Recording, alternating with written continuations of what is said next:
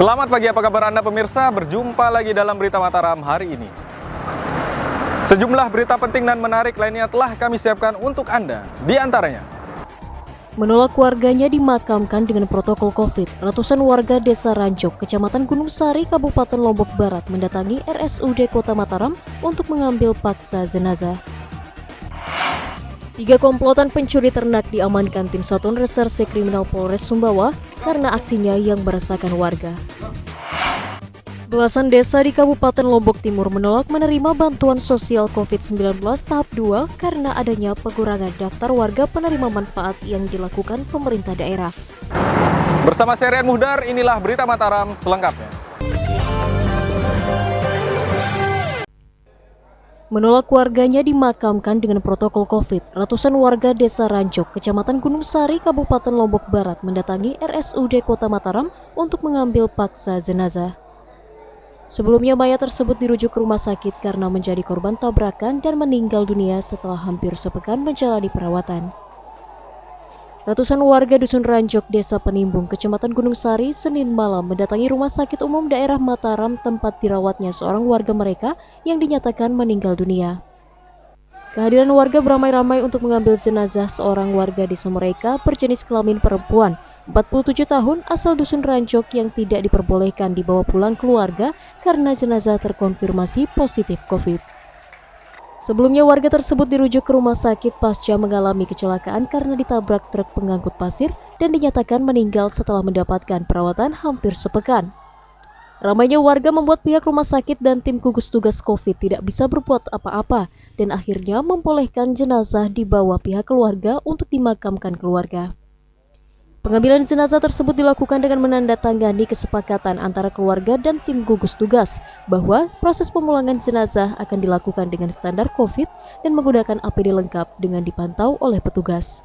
Keinginan dari pihak keluarga supaya jenazah itu dibawa pulang. Kami tetap menolak gelombang warga semakin datang berterak-terakan. Hanya kami didesak terus. Kami dari gugus kecamatan termasuk puskesmas Penimbung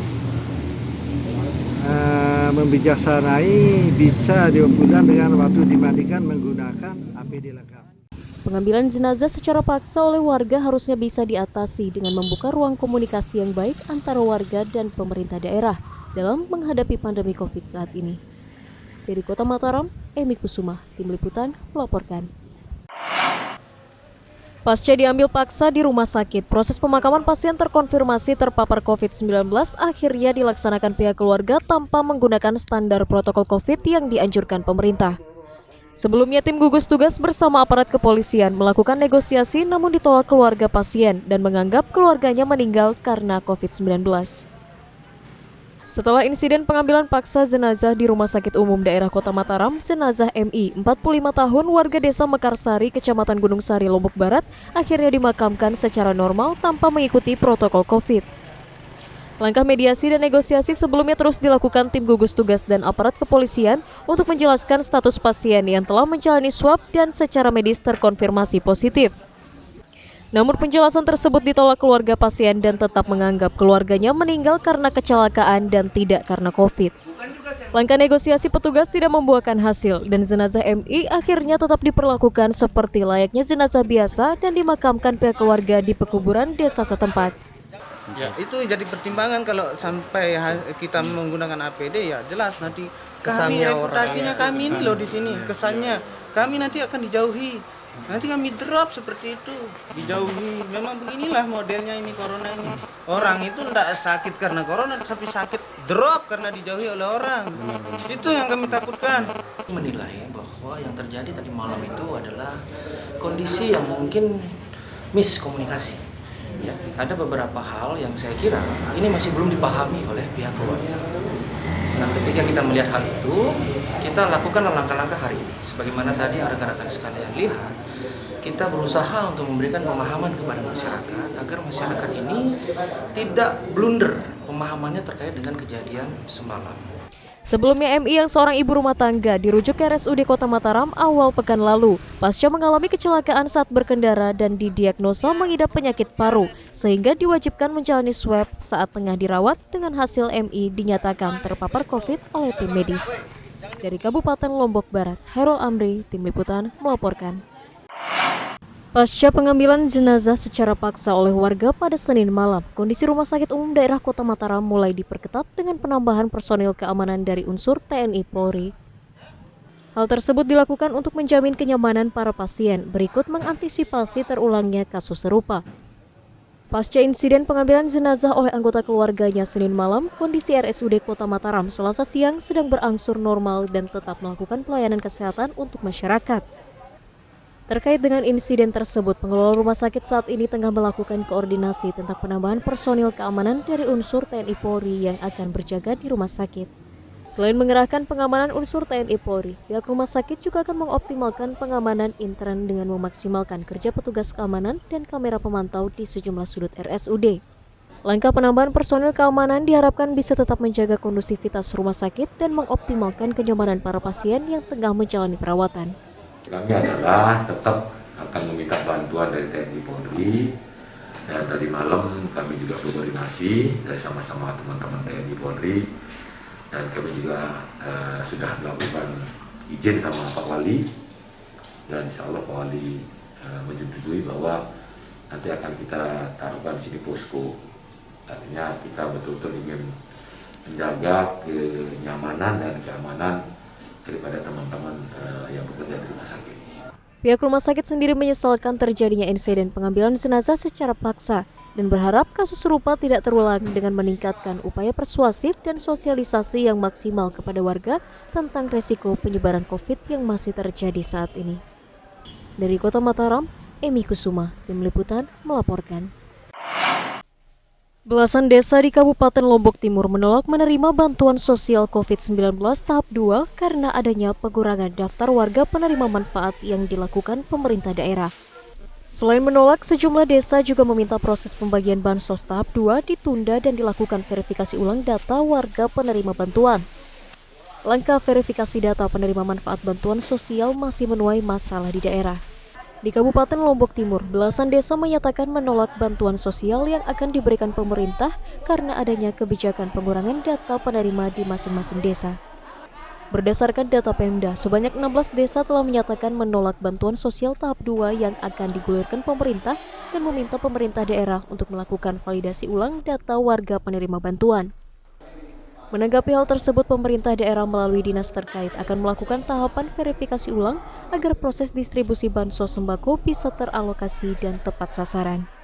Kan semuanya saya katakan itu karena permasalahan data, karena mereka menganggap tanda kutip jatah mereka berkurang kan begitu.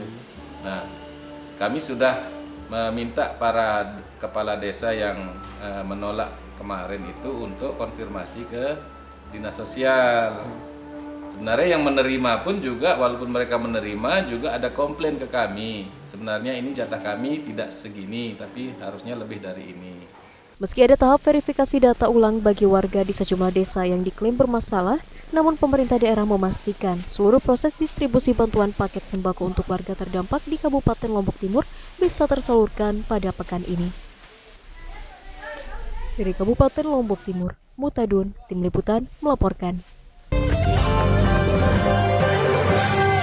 3 komplotan pencuri ternak diamankan tim Satuan Reserse Kriminal Polres Sumbawa karena aksinya yang meresahkan warga.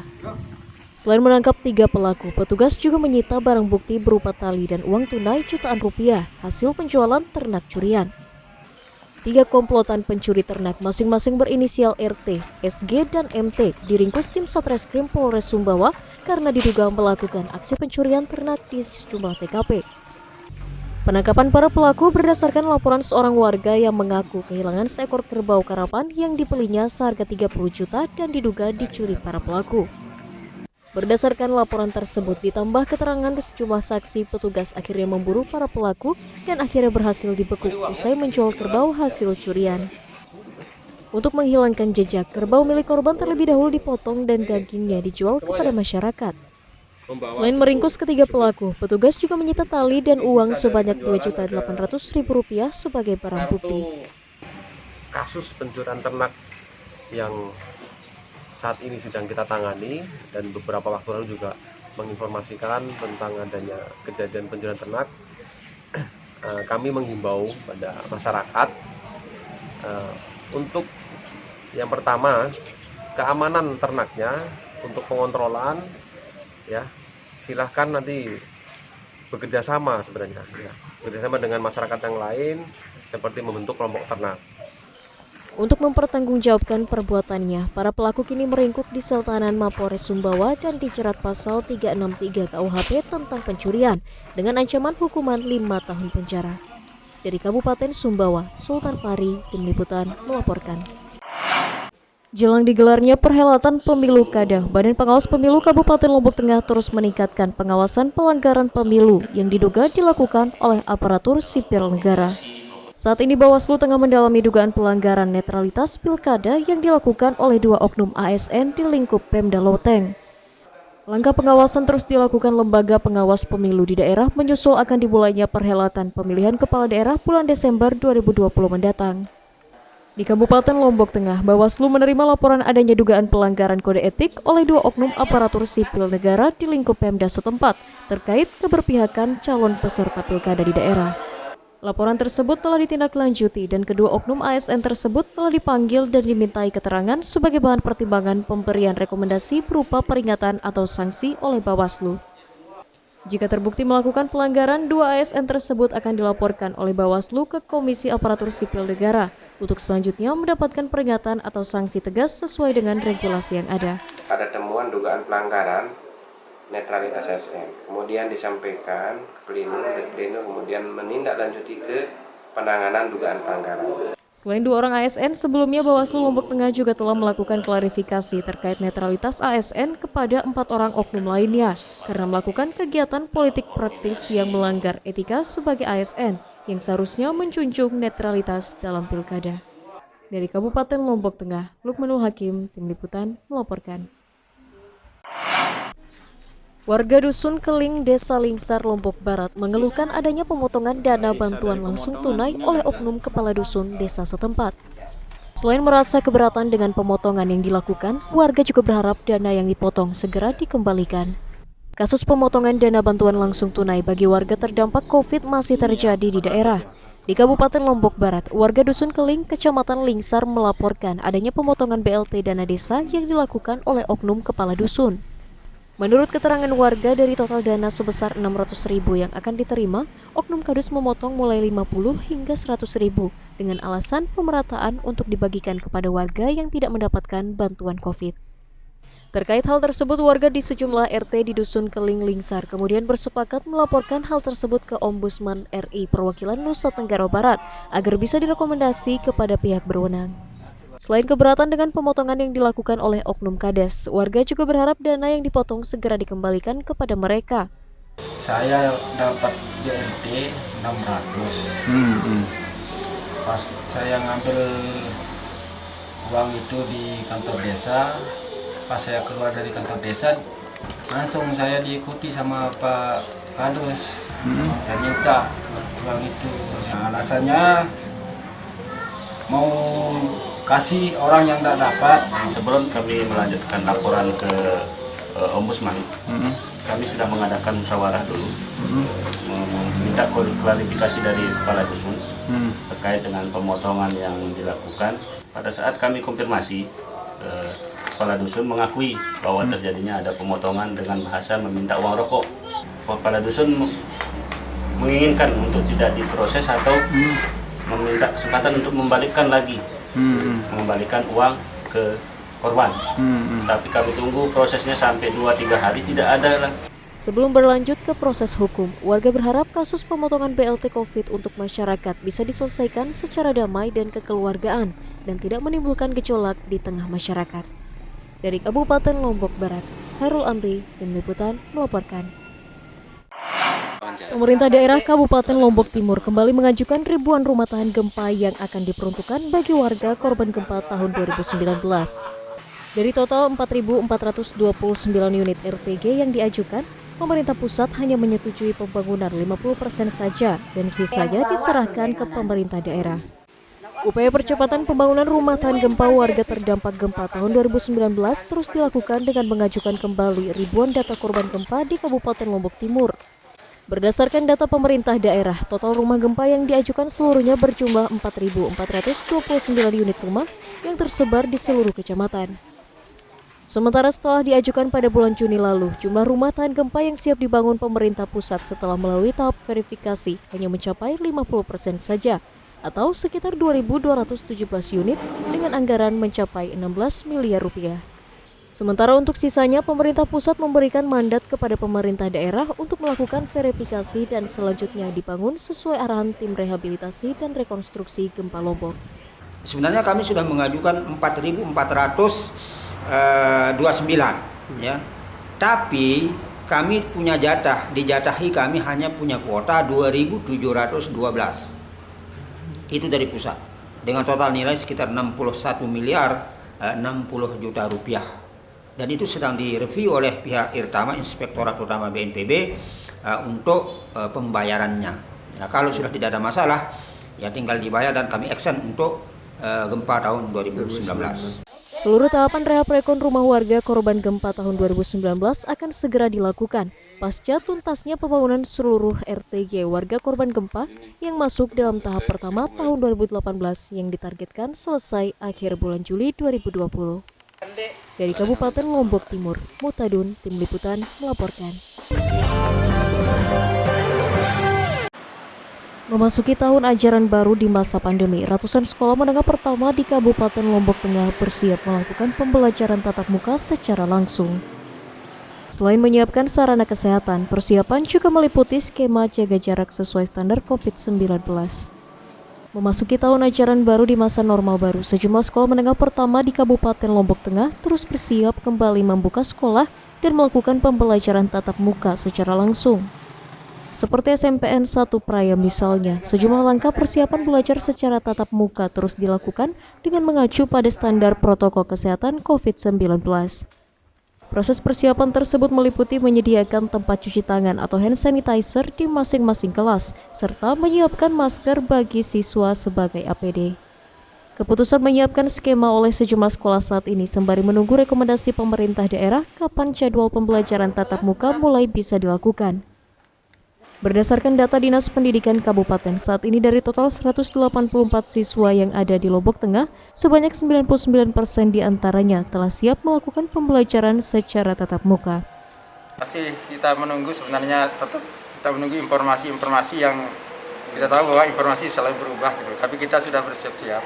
Andai kata misalnya kita sudah hijau, kita rencanakan mulai dari masuknya anak di depan kita siapkan mulai dari alat kita beli ya tembakan itu. Untuk SMP saat ini 99% sudah siap gitu kan. Ya 99% sudah siap. Kalau misalnya kebijakan bahwa buka maka sekolah sudah. Jadi sudah mengisi daftar periksa itu. Meski telah menyatakan siap menggelar pembelajaran tatap muka, keputusan membuka seluruh aktivitas sekolah di awal tahun ajaran baru 2020-2021 saat ini tinggal menunggu keputusan resmi pemerintah daerah sebagai regulasi mulai dibukanya sekolah di masa pandemi saat ini. Dari Kabupaten Lombok Tengah, Lukmanul Hakim, Tim Liputan melaporkan.